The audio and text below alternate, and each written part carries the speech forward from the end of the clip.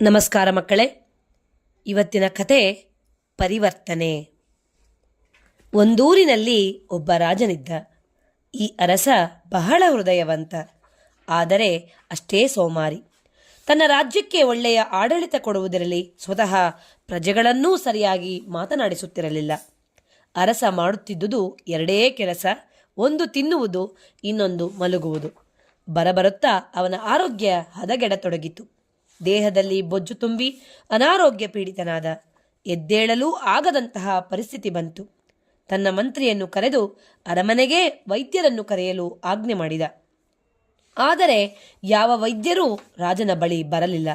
ಆಗ ಒಬ್ಬ ಪ್ರಜೆ ಬಂದು ರಾಜನ ಬಳಿ ಹೀಗೆ ಹೇಳಿದ: ಪ್ರಭುಗಳೇ, ಇಲ್ಲೇ 2 ಕಿಲೋಮೀಟರ್ ದೂರದಲ್ಲಿ ಒಬ್ಬ ಸಾಧು ಇದ್ದಾನೆ. ಆತ ಬೊಜ್ಜಿನಿಂದ ಬರುವ ಕಾಯಿಲೆಗೆ ಒಳ್ಳೆಯ ಔಷಧಿ ಕೊಡುತ್ತಾನೆ.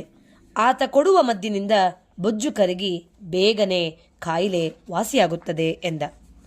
ಆ ಸಾಧು ಸಂತನನ್ನು ಅರಮನೆಗೆ ಬರಹೇಳು ಎಂದು ಆಜ್ಞೆ ಮಾಡಿದ ಮಹಾರಾಜ.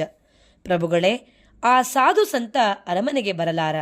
ತಾವೇ ಅಲ್ಲಿಗೆ ದಯಮಾಡಿಸಬೇಕು.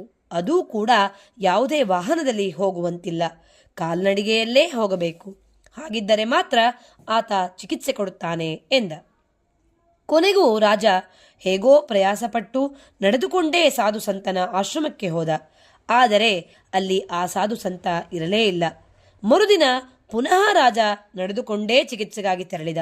ಮಾರನೇ ದಿನವೂ ಸಾಧು ಸಂತ ಕಣ್ಮರೆ.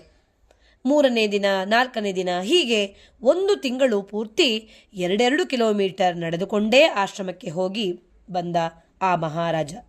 1 ತಿಂಗಳು ಕಳೆದು ಮತ್ತೊಂದು ದಿನ ಮಹಾರಾಜ ಆಶ್ರಮಕ್ಕೆ ಬಂದಾಗ ಸಾಧು ಸಂತ ಪ್ರತ್ಯಕ್ಷನಾದ. ಅಷ್ಟು ಹೊತ್ತಿಗೆ ಮಹಾರಾಜನ ಬೊಜ್ಜು ಕರಗಿ ತೂಕವೂ ಬಹಳಷ್ಟು ಇಳಿದು ಹೋಗಿತ್ತು. ಅರಸನ ಆರೋಗ್ಯ ಸಾಕಷ್ಟು ಸುಧಾರಿಸತೊಡಗಿತ್ತು. ಕೊನೆಯ ದಿನ ಮಹಾರಾಜನನ್ನು ಪರೀಕ್ಷೆ ಮಾಡಿದ ಸಾಧು ಸಂತ: ಪ್ರಭು, ನೀವು ಬರೀ ತಿಂದು ಮಲಗಿದರೆ ಇದೇ ರೀತಿ ತೂಕ ಏರಿ ಬೊಜ್ಜು ತುಂಬಿ ಆರೋಗ್ಯ ಹದಗೆಡುತ್ತದೆ. ಅದಕ್ಕಾಗಿ ದಿನನಿತ್ಯ 5 ಕಿಲೋಮೀಟರ್ ನಡೆಯಬೇಕು. ನೀವು ಬೊಜ್ಜು ಕರಗಿಸಿಕೊಳ್ಳಬೇಕು ಎಂದೇ ನಾನು 1 ತಿಂಗಳು ನೀವು ಬರುವ ಹೊತ್ತಿನಲ್ಲಿ ಮರೆಯಲ್ಲಿ ಇರುತ್ತಿದ್ದೆ. ಆದರೆ ನಿಮ್ಮ ದೈಹಿಕ ಸ್ಥಿತಿಯನ್ನು ಗಮನಿಸುತ್ತಲೇ ಇದ್ದೆ. ಈಗ ನೀವು ಆರಾಮವಾಗಿದ್ದೀರಿ. ಪ್ರತಿನಿತ್ಯ ಬರೀ ತಿಂದು ಮಲಗುವುದನ್ನು ಬಿಟ್ಟು ರಾಜ್ಯದ ಜನರ ಹಿತಾಸಕ್ತಿ ಗಮನಿಸಿ, ಆರೋಗ್ಯದ ಕಡೆ ನಿಗಾ ವಹಿಸಿ, ನಡಿಗೆಯನ್ನು ಸತತವಾಗಿ ಮಾಡಿ, ನೀವು ದೀರ್ಘಕಾಲ ಬಾಳುವಿರಿ ಎಂದು ಸಲಹೆ ಕೊಟ್ಟ. ರಾಜ ಸೋಮಾರಿತನ ಬಿಟ್ಟ. ಸಾಧು ಸಂತನ ಮಾತನ್ನು ಚಾಚೂ ತಪ್ಪದೆ ಪಾಲಿಸತೊಡಗಿದ. ಬೇಗ ಆರೋಗ್ಯವಂತನಾದ.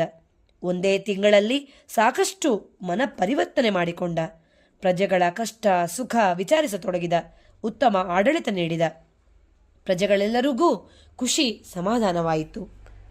ಇಲ್ಲಿಗೆ ಈ ಒಂದು ಕತೆ ಮುಕ್ತಾಯವಾಯಿತು. ಆದರೆ ಈ ಒಂದು ಕಥೆಯಿಂದ ನಮ್ಮ ಜೀವನದಲ್ಲಿ ಯಾವ ರೀತಿ ಅಳವಡಿಸಿಕೊಳ್ಳಬೇಕು ಅಂದರೆ, ಮಕ್ಕಳು ಯಾವತ್ತೂ ಕೂಡ ಓದಿನ ಬಗ್ಗೆ ತಾತ್ಸಾರ ಮಾಡದೆ ಪ್ರತಿನಿತ್ಯವೂ ಕೂಡ ಆ ಓದಿನ ಬಗ್ಗೆ ಕಾಳಜಿಯಿಂದ ಅತ್ಯಂತ ಶ್ರದ್ಧೆಯಿಂದ ನೀವು ಓದಿದ್ದೇ ಆದರೆ ನೀವು ಭವಿಷ್ಯದಲ್ಲಿ ಉಜ್ವಲವಾದಂತಹ ಭವಿಷ್ಯವನ್ನು ನೀವು ಕಾಣಬಹುದಾಗಿದೆ ಅನ್ನುವುದನ್ನು ಈ ಒಂದು ಕಥೆಯಿಂದ ಪ್ರತಿ ಮಕ್ಕಳು ಕೂಡ ತಿಳಿದುಕೊಳ್ಳಬೇಕು ಎಂಬಲ್ಲಿಗೆ ಈ ಕಥೆಯನ್ನು ಮುಕ್ತಾಯ ಮಾಡೋಣ.